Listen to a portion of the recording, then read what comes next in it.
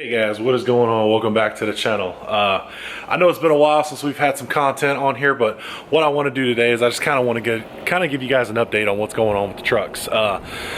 We've been doing some videos on Mama's car, a 2021 Escalade, been blacking out everything, but now we need to switch gears, change our focus back to the third gen.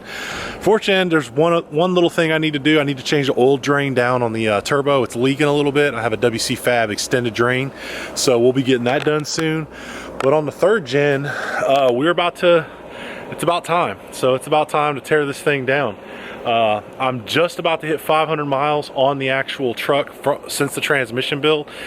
She's been sitting in the single car bay for a lot of this springtime because of the weather. And you know, if we get hail or tornadoes or something, I think gets hit, the insurance isn't going to cover it, it's going to total it. So she gets thrown in the garage for most of that time. But as you guys can see here, she's sitting there, she's looking real good. You know, her stance right now looks pretty good. It looks, everything, the way it sits, I'm happy with. You know, I just go back and forth if I want to lower the rear some more and or lower the front. We did throw some Amazon taillights on there. I'll show you guys the reason behind that. You know, a little $60. I scuffed the garage backing it in. Let me show you guys over here real quick. I was trying to back it in. You know, I ain't got no sensors or no cameras or anything like that, but we kind of pulled and hit the side of the garage with it. And yeah, to say the least, it pushed the bed in a little bit. I don't think there's that much damage, but you know, this thing's gonna get paint and body work later on down the road. But yeah, so truck is to the point where it's gonna sit for a while, and we're pulling the motor, we're getting it out. I'll show you guys all the parts we have on the shelf in there that we're gonna do and replace. But I'll just give you guys a look at the engine bay real quick. Oh yeah, we are taking our dash out. I'm sending it into a company. I'll put their description at the bottom of the screen right now, but they sent us out a kit. We're going to send it back to them. What happens is all the lights flash on if I hit a bump, so there's something loose in there. You send it to them, they fix it and send it back. It's all prepaid packaging and everything like that, so they're going to knock that out for us. Like I said, no rush, just need to remove it. It's pretty simple. But yeah, let's look at the motor. Check her out. She looks pretty gross, and that's one thing that's bothering me. So we did throw our D&J valve cover on there, thanks to Jake at Slosh Fab for hooking us up with that. We have our wonton soup catch can for the time being. I was tired of having oil leak all over the front diff and all over the floor. So my plan is to run an AN line from the breather into the side of the block down here where I have a fleece behind the ECM there, behind the CP3. There's a block off plate. I have it in the garage. I'll show you guys that here in a minute. But I'm gonna run an AN line from there down to that, so it just drains back into the block. Or I may do a catch can, but for right now, I think that's what I'm gonna do. But yeah, so be pulling out the motor. If you guys are just chiming in for the first time, truck has 199,000 miles on it at the moment. We have a Savage Fab 6767 drop-in turbo that will be for sale. It will come with the fleece oil feed and the fleece oil drain. If you guys are interested in that, hit me up, shoot me a DM on Instagram. But yeah, I'll be selling this. I'll be selling the intake. This has about 10,000 miles on it. But under the valve cover, we have some goodies. We have some 200% over S&S injectors, and we have a 14 mil CP3. So everything else to take care of this is in the garage. We're gonna go talk about that here in a second. You guys can see my little lady's taking over my garage with all her toys and stuff. So, but we're gonna be doing the engine over here in this area. And there's the headlights that I bought. Those are the stock factory ones.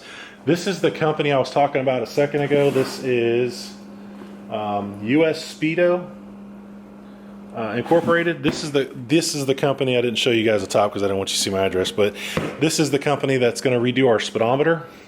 Over here is the drain I was talking about. So this is from Steed Speed. What this is it's a 10 AN line. I'm going to route a AN line from the back of the valve cover to this, so it'll go back in there like it originally supposed to. Here's our front drive shaft hoops right there for the front and the rear. So you guys see I do have quite a bit of a part shelf building up. all the stuff up here is for my blend doors, so I can get all that stuff taken care of, the heating and heating, air conditioning, all that stuff. Blend Door USA, actually those are the doors up there. I haven't even opened them, but that's what's all up there. We do have new Cummins style rocker arms. I bought these off of eBay. They're the genuine part number, you guys can see, and I've heard rumors that they are actually a Chinese knockoff. I've looked at them. I've had buddies that bought, I guess, genuine Cummins parts from Cummins, and they look the exact same, have the same markings. I don't know what to think. Let me know in the comments below what you guys think. I paid 250 bucks for them. I know they're not really that cheap, but I thought I got a good deal. You guys let me know. I don't see a point in going up to like spending $1,000 on rocker arms. I may, if I have to replace them, just go with the fleece ones, but we'll see. These ones still have that plastic, that end on the rocker assembly where it hits down on the bridge. So those need replacing because I'm already missing one of them. I'll flip you guys around over here. We do have quite a parts table. So in the process of pulling that motor, we are going to clean it up, make it look pretty, right? I don't think I'm gonna pull the head just yet.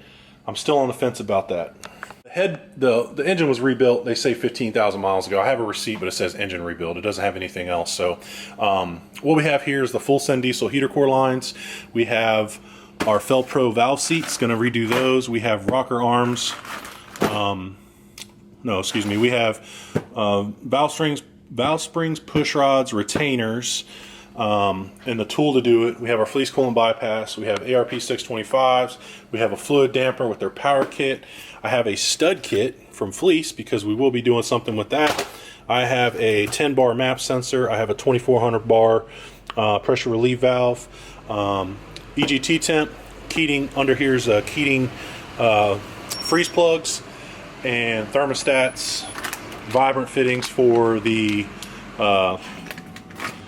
D&J valve cover, and engine mounts and water pump.